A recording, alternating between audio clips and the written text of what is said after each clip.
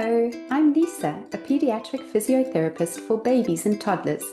I've seen firsthand how small, everyday habits in modern parenting can lead to big issues for our babies.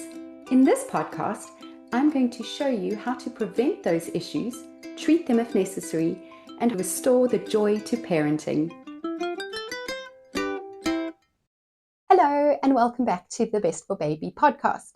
I'm your host, Lisa Rogers-Sargent, and I'm a pediatric physio, as you may or may not know, and I tend to use this podcast as an opportunity to share with parents all the valuable insights, experience, information I've gained in my career working with children for many, many years. Today, however, is the last show of the year before the holidays, and instead, I would like to share with you a bit about me and my journey, so that hopefully you can understand why I am so passionate about all the things I am talking about and where my experience has come from.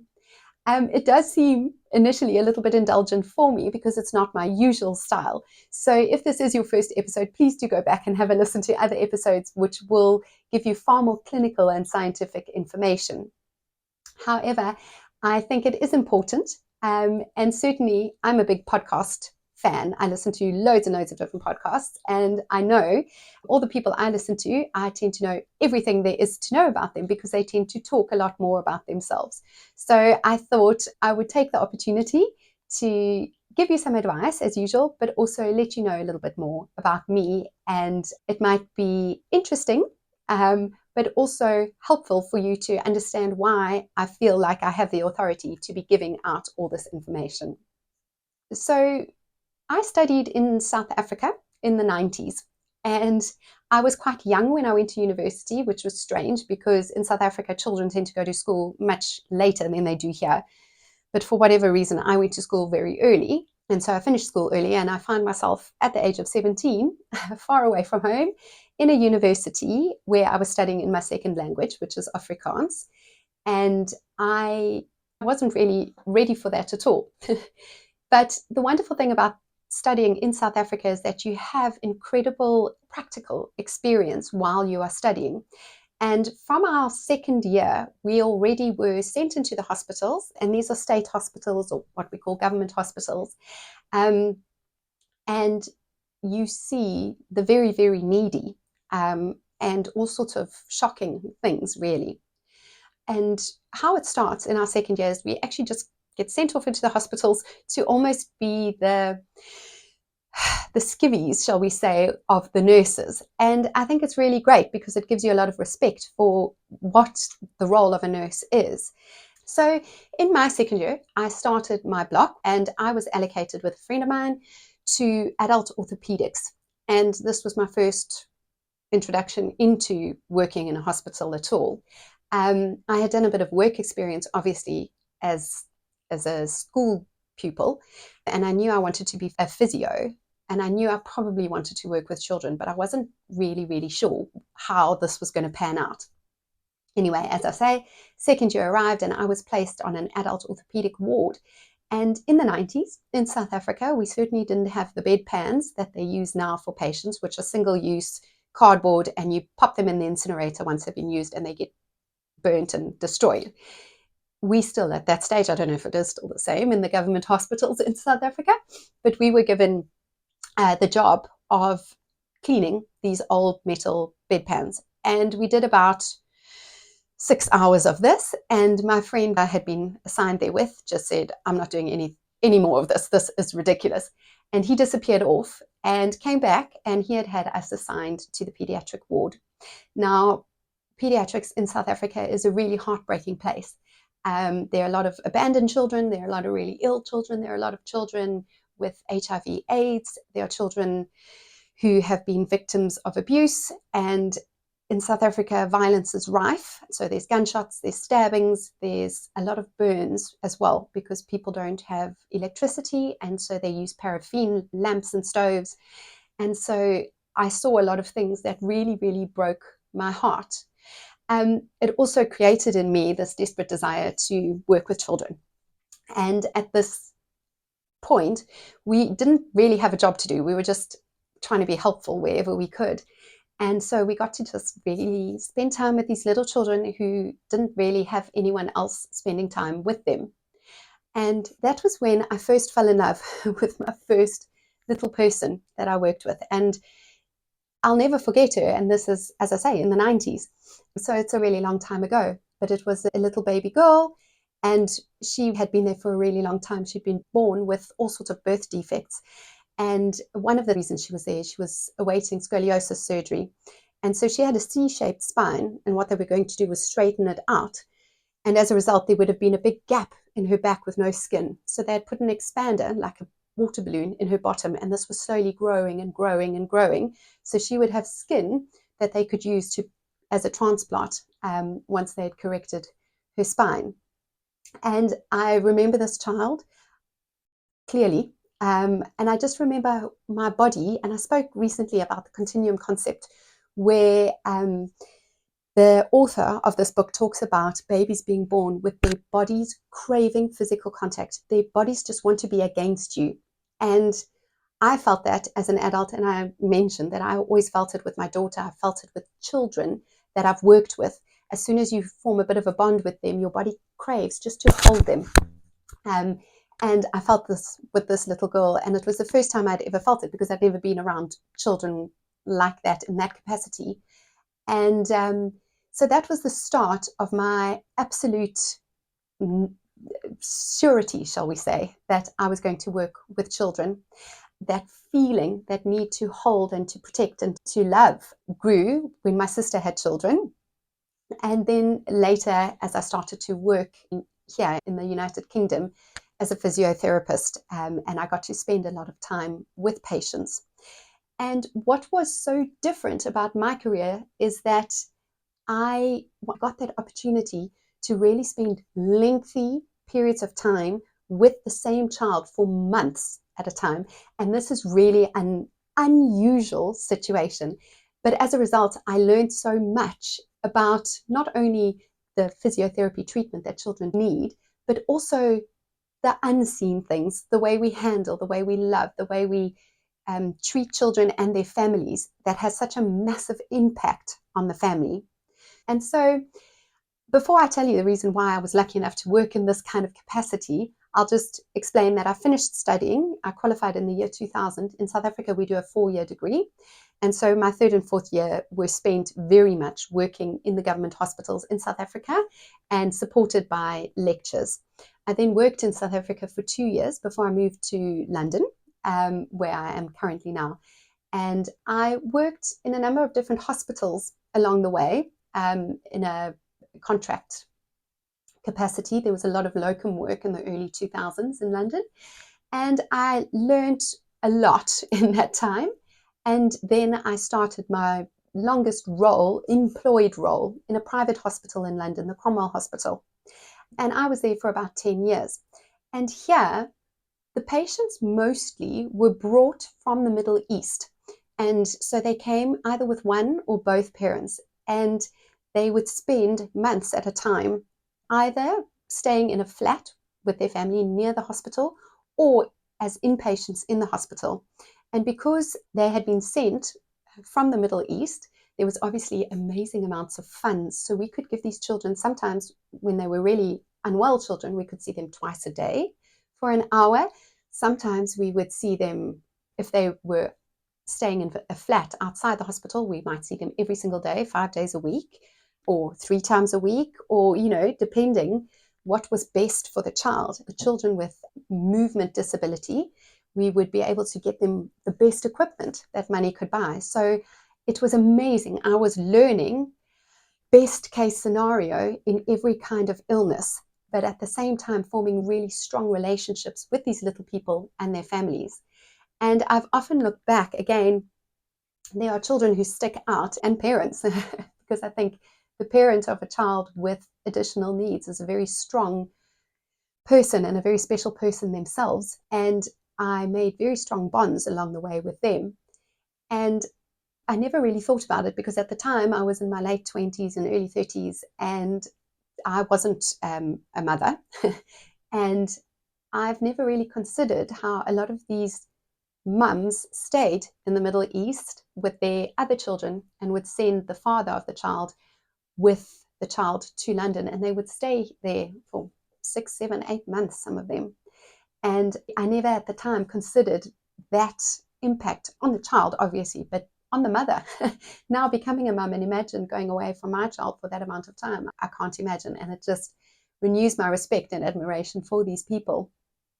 But so in that time, as I say, I was able to really see the most incredible outcomes when I was able to give so much therapy. And a lot of the time they were in the pediatric intensive care unit.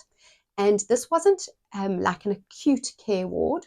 So these children were very stable, but some of them had like long-term ventilation, or they needed to be in intensive care for various reasons. And it was our job to keep them physically active, even though they were tied to machines. And so we would put mats on the floor, we would get the babies out, we would move them, we would do whatever we could. And I remember a lot of the time doctors and nurses walking around and thinking, they must think I'm an absolute clown. I'm just lying on a floor, rolling around with a child, playing with toys, and it looks like I'm not doing anything. Whereas I know every time I put a toy in this position, it's because I am trying to get the child to raise their head up to 90 degrees or to 45 degrees, or I'm trying to get them to do X, Y, and Z, or, you know. And I knew that nobody could see that. And I always felt like I must be a bit of a joke because I was loud and playing all the time. But it was a real privilege to be able to do that. And I also had a lot of the time to really spend with these babies. And as I say, they were separated from their families. So the inpatient children, the parents could come and visit, but that was according to set visiting times. And the rest of the day, these little babies were left in a bed. And that was really hard for me to see. And again, I felt that craving of my skin to hold these children. And they weren't stable enough for a physiotherapy session, but it was a healing session almost, just to pick them up and hold them. And I couldn't obviously do skin to skin with them, but I would hold them on my chest, sit in a big comfy sofa and lie back and let them nap on their tummies on my chest, as I so often teach parents to do. I just quickly add the caveat in there that if baby is napping on your chest on their tummy, we do it in a safe way. And I've got lots of episodes on that. So that was my early understanding of how beneficial that could be, because you would have these little babies on you, and obviously they were attached to monitors, and you would just watch their oxygen saturation go up, the little heart rate stabilize, and you would know there's something massive here just by this close physical contact and also the position that the baby is in. And so I am such a firm advocate in teaching parents chest naps in a safe way, because I think since we have all been made to fear putting our babies on their tummies, we have robbed parents of that beautiful, beautiful thing, which is a chest nap with a baby sleeping on you, on your chest during the day, making sure you're awake and making sure that the baby's airway is not obstructed and they've got good airflow to them. And so that was my first kind of start into thinking there's more to physiotherapy than just putting my hands on them and making them lift their head to 90 degrees or whatever the goal was. There's something more with it. And if we respect that need for babies to be in close physical contact, to feel almost love, I know it sounds crazy, but to feel the love coming off a person's body, I think we do so much benefit that we can never really measure. And that really started me on my kind of journey where I am always encouraging that bonding, and that's usually my first place to start, because it has such an overflow. You know, a calm, happy mum is so much more able to give her child the best care, and we see the best outcomes in physiotherapy when we are all on board, all working together, and mum feels like she's also involved. And so that also brings me to why the way I do physio is I usually teach parents what to do. I very seldom will be the person regularly putting my hands on a child and doing the physiotherapy. I like to teach parents rather, because that just makes the parent feel like they are empowered to be doing it. And again, there's that bonding and that trust being built up there. And so we just see the outcomes that are much, much better. So I was there in the Cromwell for 10 years, as I say, being able to give so much physiotherapy input to children, give the best equipment in the world to these children. And then at the same time, I did my postgraduate study in pediatric neurology. And I went back to South Africa to do this. And again, I was back into the government hospitals working with the really underprivileged children. And it was the most contrasting situation ever to be in, because I had literally got on an aeroplane from 5-star private healthcare in London and flown to South Africa and started working and studying in a government hospital there, where I learned to teach parents how to make equipment for their children, including standing frames for children with cerebral palsy, out of cardboard boxes. So that was a module that you did in South Africa. It's the same course we do in England. However, there's additional things like that in South Africa to make it more useful for that community. And so it was a huge contrast for me. But actually, that was where I saw the amazing benefits of teaching parents how to treat their children, because that's the way it is in South Africa. There's no funds for physiotherapists to be doing treatment. And so instead, they have group sessions with the parents. And in fact, in South Africa, it's usually the grandparents, the grandmothers who look after the children, and the parents are working. And the grandmothers bring these children who have really complex neurological needs. And most of them are not ambulant. They can't walk. Most of them can't stand. They don't have good wheelchairs. Some of them are brought in wheelbarrows to these clinics. Some of them are still tied onto the grandmother's backs. That's how the rural people in South Africa tend to carry their babies. And obviously these bigger children with physical needs, they get carried by these elderly women on their backs. And it's just the most incredible community, the most incredible thing to see. And as I say, the biggest contrast to what I had been working with. And these wonderful women had brought their grandchildren. Some were mums, obviously, bringing their children as well. But they brought them, and they were taught how to do physiotherapy on their children. And as we were going around teaching them what to do with these children, you would see these sparks between the caregiver, the grandparent or the parent, and the baby, and these moments where they're looking into each other's eyes, and this love and this laughter and this joy. We're showing them how to play and how to put their children in positions that they haven't been in before. And a lot of that, because there was trust there with the person giving the therapy, the child was braver, the child would do a bit more, and there was so much more positive feedback for them.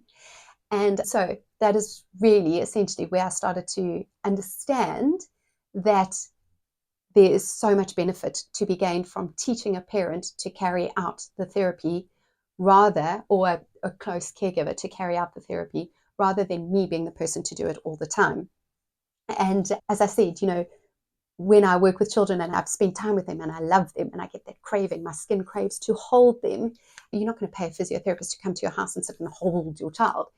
But it's that whole thing where you're doing, as a parent, you've got that love, you've got that craving, and you're working with them, and then you pick them up and you spend time holding them, and it's just all works together. And that was, again, a reinforcement of my kind of learning, my understanding, my assumption that we really are working with so much more when we work with children. And if we can incorporate that love and those unseen forces almost along with the seen forces and what we're doing, it is that much more successful. From there, so I worked there until about 2014, when I started my own business. And I took all of this clinical knowledge and this other side of things that I was starting to experiment with in my head. And I started my own business, going to people's homes and doing home visits, teaching them what to do. And I've been doing that ever since. Now, the landscape of my work has changed. I've very much specialized in treating babies and little children under the age of 1. Sometimes if I see children with additional needs under the age of 1, I stay with them as they get a bit older. But I've really specialized now in the little babies. And what I'm seeing is that we have the same issues with all the babies that are usually so preventable, as I say in my introduction. And it's all about this fear of tummy time, the fear of the chest nap, the use of equipment, and this fear of spoiling our babies or carrying them too much, and the need to fit them into our busy lives and busy routines, because we don't have a village with us raising our babies. So it's usually just us, maybe 2 of us if we're lucky, maybe just one parent, and sometimes with more than one child. And we are really split, and we have to work and we have to do everything else. And so what we find is we need to use equipment, obviously, but we also need children to be in sleeping schedules and feeding routines. And so it just makes it a little bit difficult for a little baby.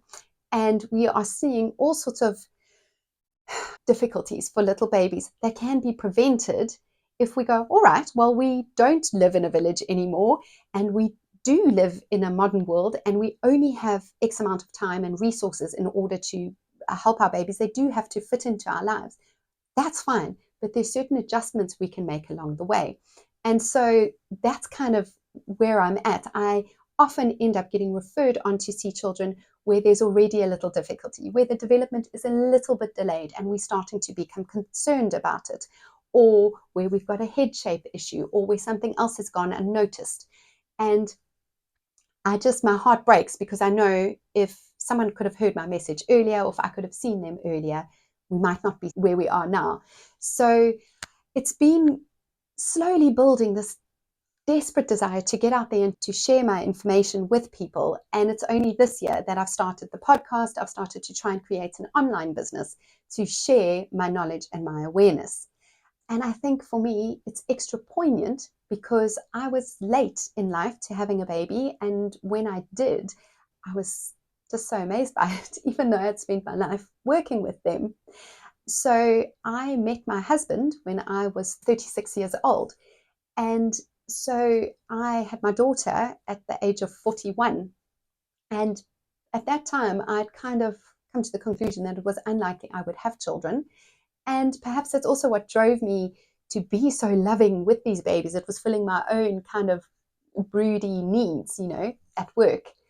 And so having her was amazing, obviously. It was a great miracle. And I think, as there are a lot of women nowadays having babies in their 40s, as I did, I don't think it's unusual. And it was great because I had all this knowledge, and my daughter did have a head turning preference. She had positional talipes because she was very, very long. So my husband is 6'8". He's an absolute giant. And so I had a very long baby, and I'm quite a small person. So she was quite squished in there. So she was born with a head turning preference and positional talipes. And I knew exactly how to treat them. But I had postnatal depression, and I don't know, I got it so wrong in those early days. I was just so confused. And that was a shock for me because I knew babies so well, and I thought I was going to be so good with my own baby. And those early days were confusing and crazy and hazy and difficult. And I battled through them, obviously, as we all do. And I managed to treat my daughter's conditions successfully. But it made me realize, I know I like to teach parents how to treat their children. Man, it's hard to suddenly be implementing all these things and making sure you're remembering them and doing all the things you've been told. And these were all things that were second nature to me because I've been doing them for 20 years. And I just suddenly thought, how are parents managing when I'm giving them all this advice and they look at me with these big overwhelmed eyes and I say, don't worry, I'm going to send you a home exercise program. And I send them pages and pages and pages of things to do with their babies. Yes, there's photos and things. But I suddenly realized that would have tipped me over the edge in my early days. So that's really shaped my way of doing physio. And now I kind of go by less is more. Let me teach you the really important things. And with that is this campaign I'm on almost, where, yes, it's absolutely essential that our babies sleep on their backs at night. And that's safest, it's reduced cot death.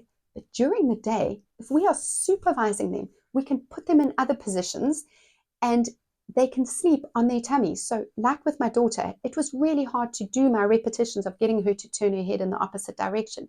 But I knew I could let her nap on her tummy during the day on a firm, flat surface where her airway was clear. She was supervised. I was watching her. I could see she was breathing well. And I had her head turned in the direction she didn't usually keep her head turned towards. And just by doing that, it was like I'd done my physiotherapy for the day. Boom, I didn't have to do anything else. And this is where I'm coming from, is I've restructured the way I teach parents, and I think about it. I always come at it from, oh, I remember those difficult days. Let's make it as easy as possible for you to sort this out, because I know if it's overwhelming, we don't do it. So that's where I've come from. I am very much at the start of my journey on getting my message out. And next year, I feel like we'll take it even further. I've got some lovely guests lined up for next year, the postnatal doulas. I've got sleep consultants, lactation consultants, some really exciting guests I'm hoping to get on board. And I also want to explore a little bit more about how we use our bodies and our hands in a loving way to promote development and promote support with our babies. And so please stay tuned and please spread the word, because I think at the moment I am sending the message out, and I tell people these things when I see they're having babies, people who are friends or people that I meet. I tell them these things, I forewarn them, and then they still end up having the little issues that I've spoken about, even though I kind of warned them beforehand. And I think it's because it is so mainstream to be afraid of putting your baby on their tummy, or to use this equipment, or to use that equipment, or to do this or to do that, or to put your baby down and leave them lying on their back and walk away from them. And there's so many things that are just so mainstream that if you hear one person in the wilderness saying, don't do this, rather do this, try and do this, you kind of go, oh, I'm not sure. And in those hazy, crazy early days, you panic a bit and you go, oh, I'm just going to go along with what everyone's doing, what everyone's saying. And so I'm really trying to get this out there and just to challenge the mainstream way of thinking. And so that when people hear what I say, it's not completely foreign and they're more inclined to follow the advice. Because unfortunately, they are willing to follow the advice once it's gone wrong, but it's that fear before that really leads to the problems. So I do hope that it's been helpful. It has been a bit of a ramble. I hope it's given you an insight into me, why I'm so passionate about spreading this information, and I hope you will too. So please do tell other mums, tell other new parents, either about the show or about some of the information that I give. And as I said, if this is your first episode, please go back and listen to my more clinical and scientific ones, because they will be helpful to you. And with that, I wish you a very Merry Christmas. And if it's your first Christmas with a little baby, enjoy. It's such a wonderful time. And I hope you have some rest and some peace. And I look forward to sending out some more episodes in the new year. So, wishing you, your families, all the very best, but most of all the best for your baby.